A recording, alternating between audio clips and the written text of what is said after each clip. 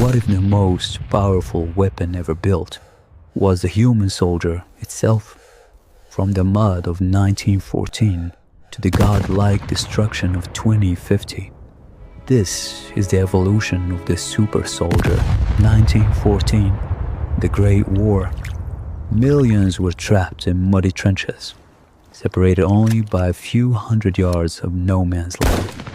Their gear was heavy, their rifles were bolt action, and their only protection against poison gas was a simple leather mask.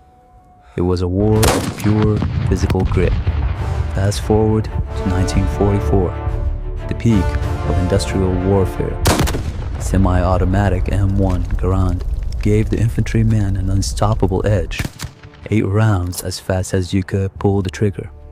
For the first time, soldiers were lighter, faster, and more lethal. But they were still limited by the human body. Today, in 2024, the elite warrior is a digital sensor hub using $42,000 panoramic night vision.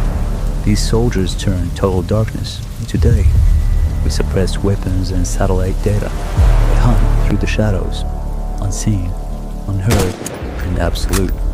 But by 2050, the line between man and machine is gone.